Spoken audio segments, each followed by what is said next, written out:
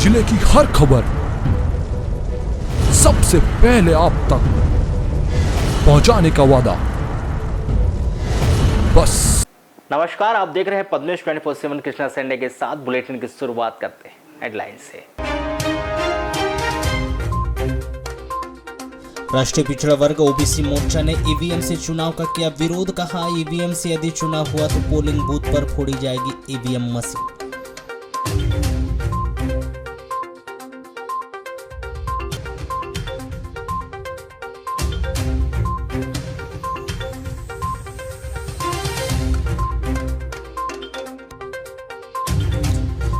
बागेश्वर धाम पीठाधीश पंडित धीरेन्द्र कृष्ण शास्त्री के विरोध में उतरे कंकर मुंजारे। 17 मई को परसवाड़ा में बैठक कर बनाएंगे विरोध की रणनीति।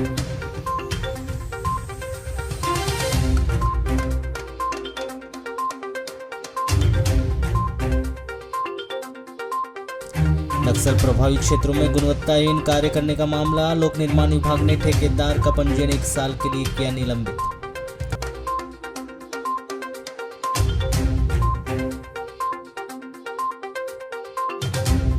बारह मई को हुए अध्यक्ष चुनाव को लेकर 2 गुटों में बटा प्रगतिशील कुंभी समाज। समाज के भवन के गेट पर लटका रहा ताला। दूसरे गुट ने जताया विरोध।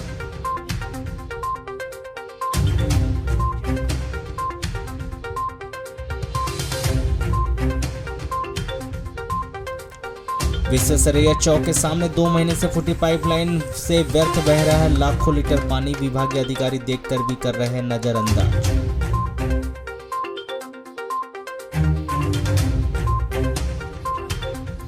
बेटे की करतूत के मां बाप को मिली सजा। सामाजिक कुप्रथा का सामने आया मामला। शादी में बुलाकर मां बाप को किया गया अपमान।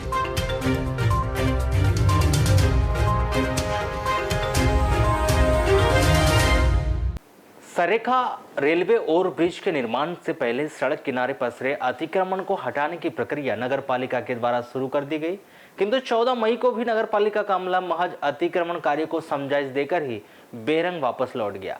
कुछ टीन के शेड को हटाने की कार्रवाई जरूर की गई, किंतु प्रचार वाहन से 24 घंटे का समय देकर नगर पालिका के कर्मचारी पुनः वापस लौट गए। आपको बता दें कि सरेखा रेलवे ओवरब्रिज के निर्माण से पहले सड़क किनारे पसरे हुए अतिक्रमण हटाने की कवायद नगर पालिका के द्वारा शुरू कर दी गई। हालांकि अभी नगर पालिका के लिए अवैध कब्जा धारकों को हटाने के लिए बड़ी चुनौती जरूर साबित हो रही है, क्योंकि जिस प्रकार से देखा जा रहा है कि नगर पालिका के द्वारा 2 दिनों से अवैध कब्जा धारकों को हटाने के लिए सरेखा रेलवे क्रॉसिंग के पास अतिक्रमण की कार्रवाई के लिए पहुंच तो जाता है, परंतु आखिर में महज समझाइश देकर ही नगर पालिका के कर्मचारी वापस आ जाते हैं, जिसका उदाहरण 13 और 14 मई को भी देखने को मिला, जहां पर नगरपालिका के कर्मचारी अतिक्रमणकारियों को महज समझाइश देकर पुनः वापस लौट आए। जहां कुछ दुकानदारों के टीन शेड जरूर हटाए गए, मगर महज ही एक खानापूर्ति की प्रक्रिया की गई, या फिर मीडिया को देखकर नगरपालिका के अमले के द्वारा कुछ दुकानों के टीन शेड हटाए गए हो। 15 मई के लिए अंतिम अवसर देकर नगरपालिका का अमला पुनः बेरंग वापस लौट गया। यहाँ पर जो भी टीन शेड लगाए गए हैं उसमें सभी अतिक्रमणकारियों को कल शाम को हिदायत दी गई थी कि स्वयं से उसको हटा लें, ताकि नगर पालिकाओं को की कार्रवाई न करना पड़े। आज पुनः सुबह 11 बजे का टाइम दिया गया था। आज पुनः उनको समझाइश दी जा रही है स्वयं से ये टीन शेड या जो भी छोटी मोटी दीवार है वो हटा लें, क्योंकि रेलवे ओवरब्रिज के रास्ते में चौड़ीकरण में ये काफ़ी लोग आ रहे हैं। करीब 100 के आसपास इस टाइप के टीन शेड आ रहे हैं और काफ़ी लोगों ने अपने स्वयं से सब पुराना से हटाना स्टार्ट कर दिया है और उनको 24 घंटे की मोहलत और दी जा रही है। कल 11 बजे तक जो लोग बचेंगे उनको नगर पालिका जेसीबी के द्वारा हटा देंगे। सर, बीच में महात्मा ज्योतिबा फुले और उनकी मूर्ति भी आ रही है, तो क्या उसको भी हटाया जाएगा? हटाने की प्रोसेस तो की जाएगी, लेकिन वो उस संबंधित समाज और जनप्रतिनिधि सबको बैठ के एक बैठक उसको सामंजस्य बिठा के कहाँ इसको स्थापित किया जाए, क्योंकि ये ज्योतिबा फुले की जो मूर्ति है वो उस समाज के लोगों द्वारा शायद रखी गई है, नगर पालिका के द्वारा नहीं रखी गई है। लालबरा नगर मुख्यालय से सटी ग्राम पंचायत मानपुर से होकर गुजरी बालाघाट सिवनी हाईवे मार्ग पर वन विभाग के द्वारा वन संपदा की चोरी रोकने के उद्देश्य से चेक पोस्ट बनाया गया था, जहां पर हाईवे मार्ग से जो वाहन गुजरते थे उनकी जांच की जाती थी, परंतु 3-4 वर्षों से वन विभाग के द्वारा मानपुर बैरियर के चेक पोस्ट को बंद कर दिया गया। वह देखरेख के अभाव में चेक पोस्ट का कार्यालय भवन भी खंडहर में तब्दील हो चुका है। चेक पोस्ट बंद हो जाने के बाद से दिन व रात में दोपहिया चार पहिया वाहन तेजी से गुजर रहे हैं, जिसकी बड़ी दुर्घटना घटित होने का अंदेशा बना हुआ है, परंतु जिम्मेदारों के द्वारा कोई ध्यान नहीं दिया जा रहा है, जिससे राहगीरों व ग्रामीण जनों में आक्रोश शासन प्रशासन के प्रति बढ़ते ही जा रहा है। आपको बता दें कि वन विभाग के द्वारा वन संपदा की चोरी कर रोकने के उद्देश्य से हाईवे मार्ग पर चेक पोस्ट बनाया जाता है। इसी तरह मानपुर लालबरा बैरियर चौक में चेक पोस्ट बनाया गया था, जहां से ओवरलोड वाहनों की चेकिंग के साथ ही अगर किसी क्षेत्र में सड़क दुर्घटनाकारित वाहन फरार हो जाता था तो चेक पोस्ट में बैठे कर्मचारियों को ग्रामीण सूचना दे देते थे और उक्त वाहन को रोक लिया जाता था। और मानपुर बैरियर स्थित चेक पोस्ट जिस समय चालू था उस समय वन संपदा व अन्य अवैध सामग्री की चोरी भी कम होती थी, क्योंकि चोरों को डर रहता था कि मानपुर चेक पोस्ट में वन विभाग के कर्मचारियों के द्वारा वाहनों की जांच कर अवैध पाए जाने पर पकड़ लिया जाएगा। परंतु जब से चेक पोस्ट बंद हुआ तब से वन संपदा सहित अन्य तस्करों की तस्करी बढ़ गई है। बिना संकोच के अवैध कारोबार की सामग्री अन्य राज्यों की ओर जाने लगी है। वहीं दूसरी ओर भवन भी खंडहर होने के साथ ही सड़क किनारे गड्ढे बन गए। ऐसी स्थिति में किसी भी समय बड़ी दुर्घटना घटित हो सकती है। राहगीर आमजन व शासन प्रशासन से मानपुर बैरियर चौक में बंद चेक पोस्ट को पुनः शुरू करवाने की मांग की गई। इस मार्ग से आना जाना करता हूँ, डेली आते जाते रहता हूँ, पर बात यह है कि जो यहाँ पे नाका है वन विभाग का नाका है, इसमें कई चोरी वैध से जा रही है, सब चोरी जारी हो रही है। कोई लकड़ियाँ बेच रहे हैं, उसके बाद में शासन इस पर कोई आज तक अमल करने के बाद में नाका चालू, नाके को बंद करा करके अपनी वाहवाली लूट रहे हैं। और इसमें उनको कुल मिला के उनको, जबकि नाका बंद करने का ही कारण है कि वो मनमानी लकड़ी बेचना पसंद कर रहे हैं और लोगों को प्रताड़ित कर रहे हैं। और बंद होने से परेशानी हो रही है।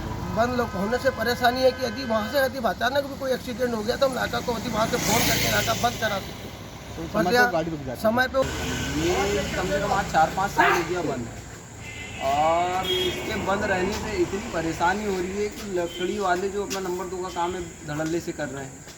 दूसरा, एक्सीडेंट की संभावनाएं बहुत अधिक बढ़ गई हैं और कुछ होता है उधर तो पहले नाका था, फ़ोन कर दो तो नाका गिरा के रखते थे, अब कुछ होता नहीं, उधर एक्सीडेंट करते हैं और गाड़ी वाले अपना भाग जाते हैं। दक्षिण सामान्य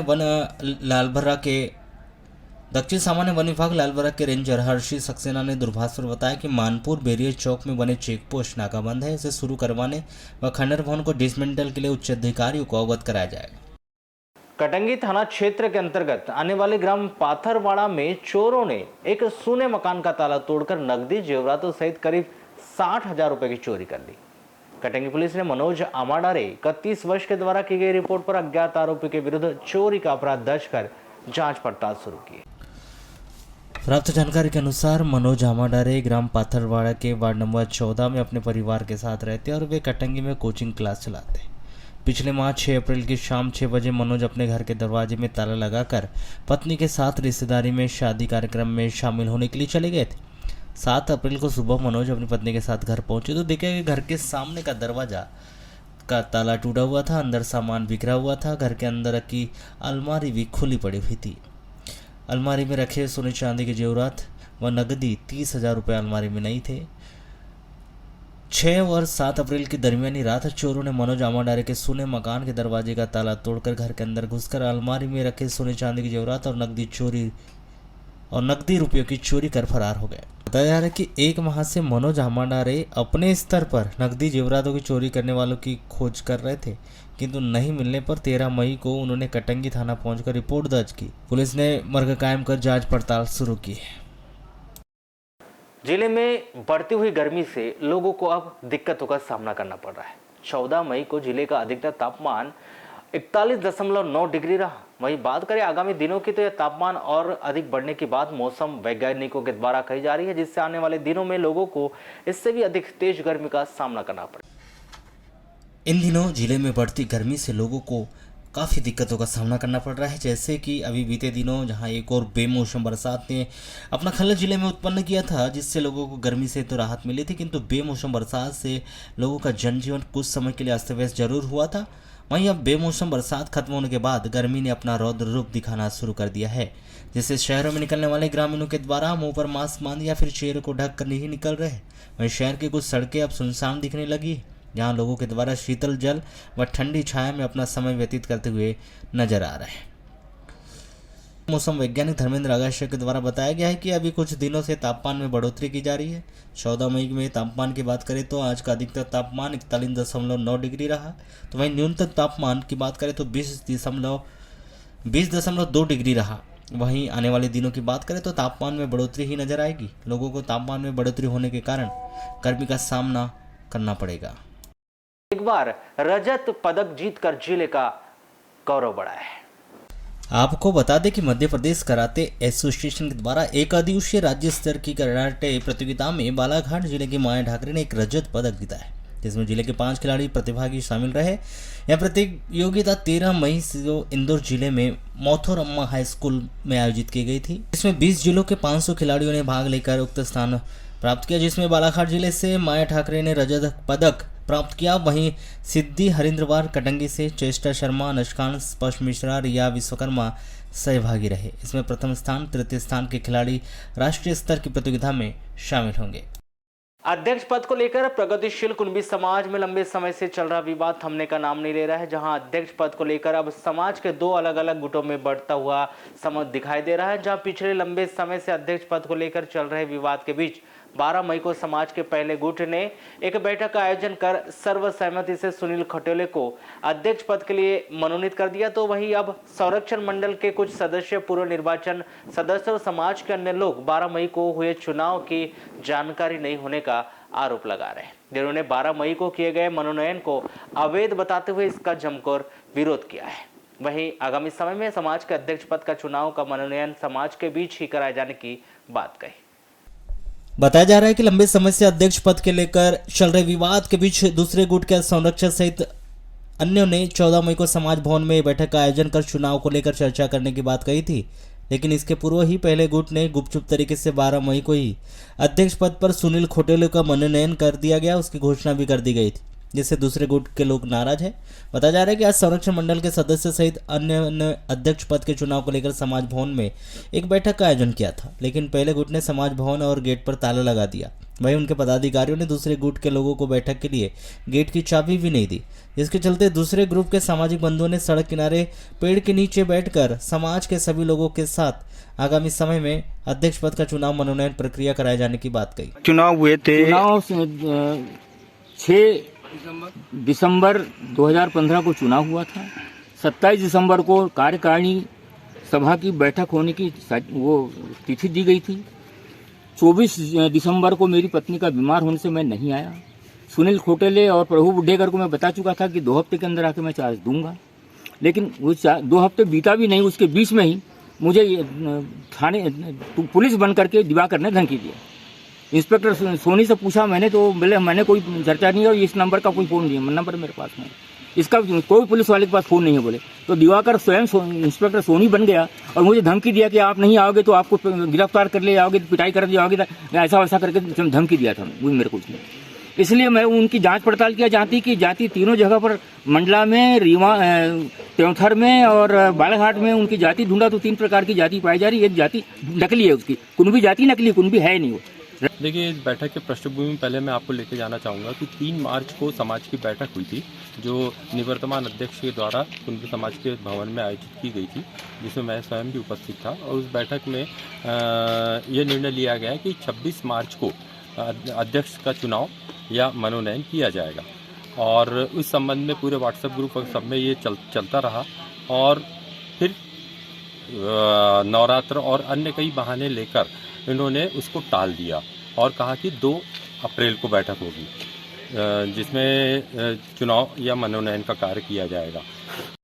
प्रदेश में होने वाले विधानसभा चुनाव के पूर्व पिछड़ा वर्ग ओबीसी की जातिगत जनगणना की मांग एक बार फिर से तेजी से उठ रही है, जहां प्रदेश सहित पूरे देश में जातिगत जनगणना कराने और मूल निवासियों को उनके हक अधिकार देने, ईवीएम से चुनाव न कराने और पिछड़ा वर्ग ओबीसी को आरक्षण दिए जाने सहित अन्य मुद्दों को लेकर रविवार को नगर के जयस्तंभ चौक स्थित माता सावित्रीबाई फुले कन्या छात्रावास में राष्ट्रीय पिछड़ा वर्ग ओबीसी मोर्चा के 3य राज्य अधिवेशन का आयोजन किया।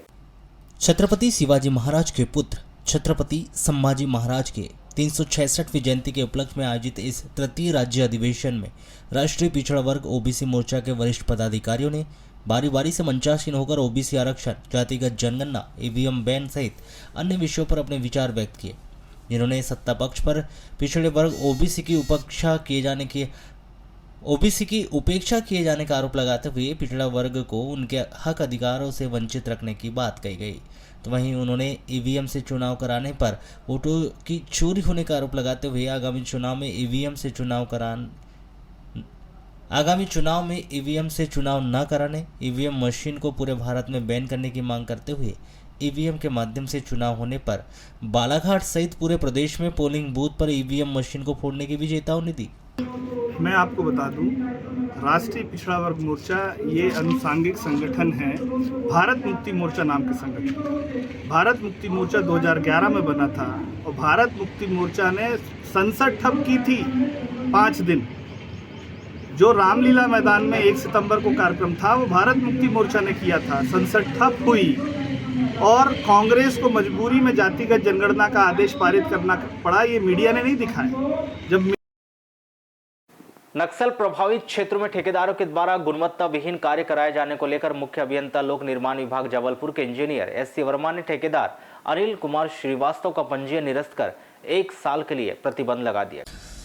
आपको बताया कि SCA योजना के अंतर्गत किए गए निर्माण कार्य गुणवत्ताहीन होने से कार्यालय मुख्य अभियंता लोक निर्माण विभाग जबलपुर के द्वारा विवेकानंद कॉलेज वार्ड क्रमांक 24 निवासी अनिल कुमार श्रीवास्तव का पंजीयन 1 साल के लिए निलंबित कर दिया गया। साथ ही आदेश जारी किया गया कि पंजीयन निलंबन अवधि में ठेकेदार अनिल कुमार श्रीवास्तव के द्वारा नए निविदा प्रपत्र क्रय के लिए प्रतिबंधित रहेंगे और यदि पूर्व में निविदा प्रपत्र क्रय कर लिया गया है तो इस आदेश के पश्चात वह निविदा के लिए अपात्र रहेंगे। इनके द्वारा पूर्व में भरी गई निविदा इस आदेश के पश्चात यदि स्वीकृत भी होती है तो वह विधि शून्य हो जाएगी। ठेकेदार अनिल कुमार श्रीवास्तव या किसी भी फर्म का कोई भी सदस्य किसी अन्य फर्म में भागीदार होगा तो वह फर्म भी निविदा प्रक्रिया भाग लेने, निविदा पत्र क्रय करने तथा नया अनुबंध करने व नया पंजीयन करवाने के लिए आदेश के पश्चात ही पात्र होगा। आपको बताया कि वॉच टावर के घटिया निर्माण की शिकायत प्रशासनिक तौर पर की गई थी, जिसमें वॉच टावर के लिए बनाई गई सीढ़ी गुणवत्तापूर्ण और मापदंड के अनुसार नहीं होने की बात कही गई थी। कार्यपालन यंत्री के द्वारा किए गए निरीक्षण में भी यह तथ्य सही पाया गया था, जिसके बाद ठेकेदार को लापरवाही बताते हुए उसके द्वारा किए गए कार्य से विभाग की छवि भी धूमिल हो रही थी, जिसको लेकर कार्यपालन यंत्री बालाघाट संभाग BS सड़मे के द्वारा ठेकेदार के पंजीयन को ब्लैक लिस्टेड किए जाने की अनुशंसा की गई थी।